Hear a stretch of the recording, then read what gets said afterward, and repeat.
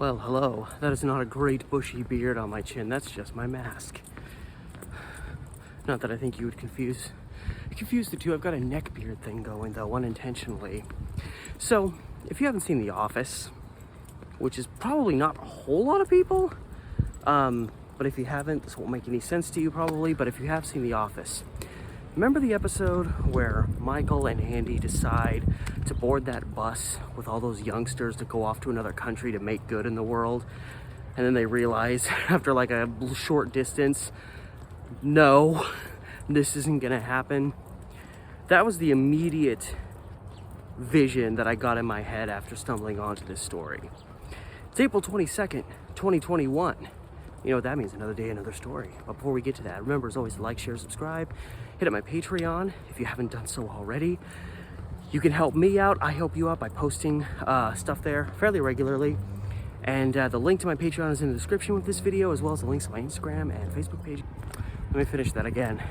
A couple older women came around the corner. I was like, well, time to mask up. That's what I get for cutting through a retirement community, but you're allowed to go that way. Anyway, so I was saying, the links to my Patreon as well as my Instagram and Facebook pages, closely related to the content that I'm producing here, as well as my other primary channel, Steve the Amateur Historian, that's all linked right in there. Whew. So all that said, let's get to today's story.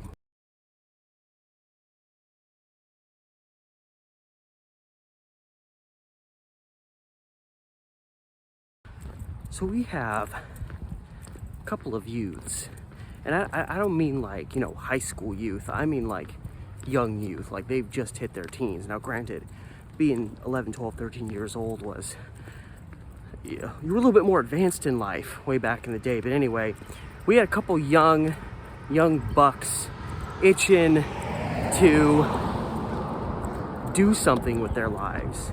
These kids were named Earl Estes and Albert Etchelis. Estes and Etchelis. And yeah, they both lived well, east side of the river in Portland. I believe Estes lived on Emerson Street and Etchelis lived on Montana Avenue. And both young kids approached their parents and they flat out said, hey, we want to, and we're going to go out and see the world. I don't know if their parents tried to stop them, try to talk some sense into them. I know some parents back in the day, if their kids got a wild hair to do something, they would just kind of let their kids do it and discover the consequences for themselves.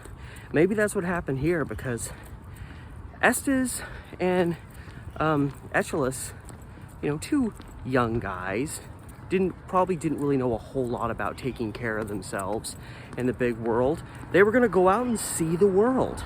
So they slipped up under the rails, or like up under like a boxcar, along they say it was like along where the brakes are.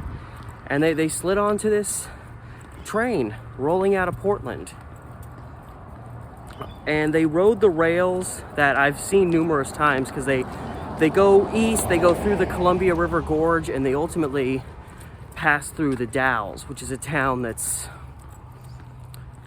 I'm ballparking it, but about 70 miles east of Portland. So a decent drive, but really not all that far. By the time the train rolls into the Dalles, these sparkly-eyed young kids ready to see the world have already become weary travelers. The train comes to a stop in the Dalles, they flop out from under the car, they get up, they're freezing cold, they're hungry. Well, you know, they're strapped under that train, they probably had that cold air just blowing on them and just freezing them. They probably didn't dress well for the journey. It was April, so you know, April in Oregon, you know, it's usually not too bad, but it can get pretty cold. So they're cold, they're hungry, they're already tired, and they're just aching because they've had to like keep themselves wedged in this one spot for this, like, you know, prolonged period of time. So they're already kind of reconsidering the decisions that they've made. desperate, young, confused. I mean, yeah, they could endure a similar adventure and have to ride a train back to town, but you know, we got a couple of young kids and they're stranded miles from home, probably more further from home than they've ever been. And they don't have, you know, their own method of transportation to get home. And they start searching around for like what's described in the article as a hospitality kitchen, which I'm guessing based on their circumstances and that name, maybe that was something similar to like, say, a soup kitchen. I don't know, so don't take my word for it. But it seems like they were trying to find some place in the Dalles where they could score some food, because they apparently didn't bring any with them. And they finally stumble onto an officer of the law who, you know, just sees these kids wandering around cold, tired, listless. And they explain to the officer, who of course doesn't really buy this story, but they tell this officer that they bump into that they were, you know, driving through the gorge and driving on through to go see some relatives of theirs. I was like, these are like 12-year-old kids. They're not driving around anywhere.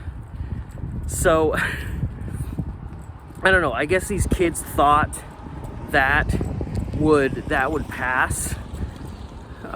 So the officer obviously had to say like, okay, no, tell me what really happened. So finally, these youthful, weary travelers admit to what they'd done, and it wasn't like they'd committed some horrible crime. I mean, technically you shouldn't be hopping trains like that, but it's not like it didn't happen back then. It happened all the time. So these kids didn't really get into any trouble. I guess, you know, the most trouble they faced was having to learn in one of the most harshest ways possible what it's like when you sit out on your own, how hard it really is. It's hard for full-grown adults to do that, much less 12-year-old kids. So they tell the officer the families of both parties back home in Portland are alerted that their kids have been found in the Dalles, which the way it's worded is like they contacted Estes' father first to report to them that they had found his son. But the way it's written to me makes me think that maybe their parents didn't know they were planning on doing this, that they just bailed, and that their parents like thought they were runaways, had no clue where they were. That's the vibe I get based on how it was written. So Estes' father forwarded some cash up to the Dalles to pay for his son's trip home. And Estelis, I'm pretty sure I'm just mispronouncing his name now, Estelis, he traveled home with him. They both came home together. I mean, you know, easiest way to save money. And yeah, they both said that they were more than happy to be returning home, that they'd seen all the world that they needed to see. So what really fully inspired these young men to just suddenly, like that, choose to just go out and pursue a life seeing the world on their own? Well, here's what happened. So Albert Eschlis was going to a trade school in Portland at the time of these events, and apparently while in that school his class went to see a film, or a movie show as they called it in the article. Now it's 1916. Film is, you know, definitely, you know, a real and accessible thing, but it's still in its earlier days. And one of the things I really wish is I wish they would have put the name of the movie that they saw. Odds are whatever they saw probably doesn't exist anymore. So many films from back then, you know, all the copies were destroyed, especially I know lots of film was destroyed so that the contents within could be used for war efforts. So a lot of, and you know, we didn't have digital files back then. We didn't have, you know, 8 million reels of a given movie. But I really wish they would have shown in the article what the actual name of the movie was. Maybe like I could find it on IMDb and get a rundown. But apparently the movie show that they went to was about a young guy about their age who left home, went off to see the world, and became you know, successful and wealthy beyond his wildest dreams. So of course, impressionable as some young people are, Aeschylus saw this and thought, well, if he did it, why can't I? He ran, you know, went to Estes, his buddy, you know, with this story. Come on, we're gonna do this. I saw this happen. You know, some things never change, because you know, I've heard plenty of contemporary stories. I remember going through the experience as a little kid, seeing someone our age do something, you know, wild and crazy in a movie, and think, well, they did it. Why can't we? And it's like, well, that's a movie. You know, you just write a script and then things just fall into place. You know, it's a lot different when you're having to go out and actually make that stuff happen.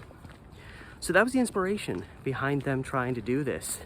And they learned very quickly that when you're that young, trying to go out and see the world on your own is a pretty tough task to put upon yourself.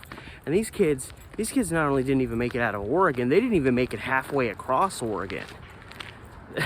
So they figured out pretty quick that what you see on film is not necessarily, and sometimes not even close to, what you will experience seeing similar events in real life. So the kids bundled up, were brought back home, and I assume went back to living more or less the same lives that they were living before. If anything, this probably scared them away from trying to pursue a career or a life of riches, at least in that vein. Hop on a train, it'll take you somewhere, and somewhere along the line you'll get filthy rich. I don't know, maybe it happens once in a blue moon, but that is today's story about some wandering young kids who had this big grandiose plan of what they were going to do, or at least a grandiose general idea of what they were going to do, and they didn't make it that far before they realized this is insane. So again, those of you that have seen The Office, you maybe see the correlation with this story and with Michael and Andy hopping on that bus and not making it very far before they were like, what are we doing? No. And that is the story for today. So thank you so much for watching, and maybe in a way we all learned a little something. I know I did. But before I depart, remember as always to like, share, subscribe, hit up my Patreon, all those little things that help a channel blossom into adulthood, like hopefully these two young kids from this story did. And you can do that for me also by hitting up the Patreon, which is the link is in the description below, as well as the links to my Instagram and Facebook pages, closely related to the content that I am producing both here, as well as my primary channel, Steve the Amateur Historian. If you haven't subscribed over there yet, giddy up. You won't regret it. And all that said, this has been Steve, and I'll see you tomorrow.